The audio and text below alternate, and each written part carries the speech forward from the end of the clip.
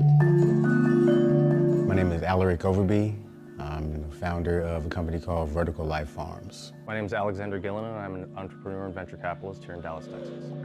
I invest in ideas that I believe in within specific sectors. So right now I'm very interested in agriculture. And I was introduced to tower garden technology and aeroponics. I thought it was neat, I thought it was cool. You can grow food on this all the time, anywhere. He figured out how to make it sustainable, and he figured out how to implement it properly. These aeroponic towers give the opportunity to grow without dirt year-round. So you can grow indoors, you can grow outdoors, very water efficient and time efficient as well. Once you sprout these seedlings and you put it in there, it requires very little maintenance, and you have access to just directly pick your food as it becomes ready. I have like a black thumb, honestly. I feel like I have a black thumb. But these are relatively simple, and it's been insane how much I've been able to grow. Everything I pull off those towers is so good. Anything that I'm producing or anything that I want to eat, I pick it, I cook it. My goal is to sell as many of these as possible to people who want to grow their own food.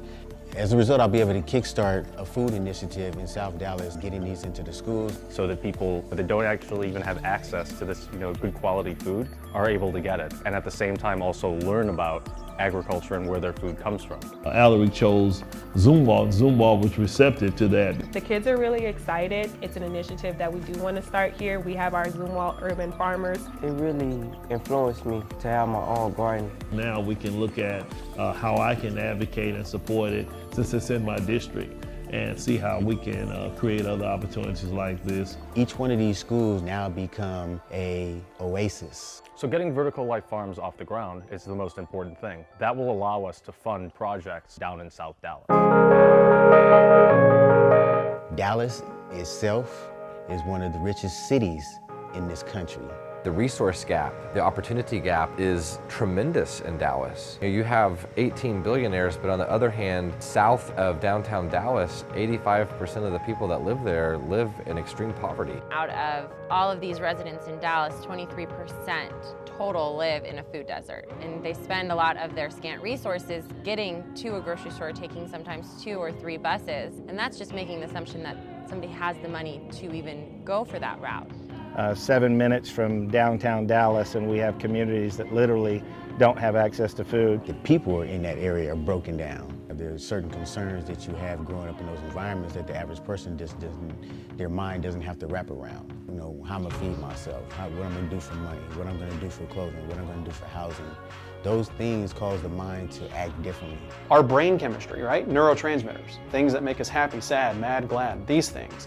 You can't make good neurotransmitters without good food. It's just impossible. And in every food desert, you're going to find a highly populated area of individuals that have been in prison.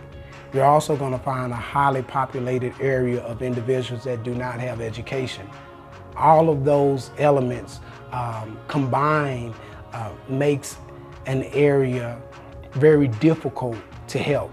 So there's no actual cure being implemented out there. There's no actual fix to the problem. There's nothing sustainable because everything is dependent on something else. It just goes back to my mission in life. It's not a job for me. I get up every day doing this 24 hours a day, 7 days a week because it's something that I enjoy.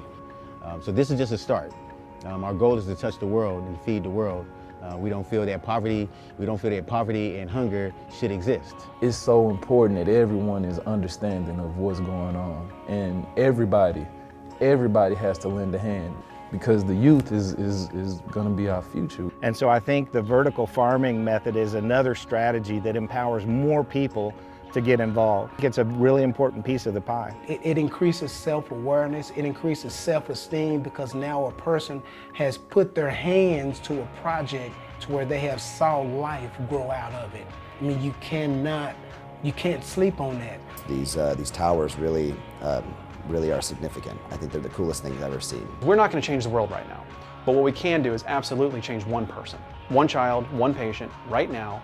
And when you do that one child, that one patient, that one person, you change their family, you change that family's friends. All you need to do is start with that one community, that one patient, that one town, that one city. So if you think that people in your city have access to food, that it's a right that we all have, that just because I live in a poor community doesn't mean that I am supposed to not live with access to food. If you think that that's important, then I encourage you to join in this battle to educate and to make food, healthy, good food available to everyone where we live.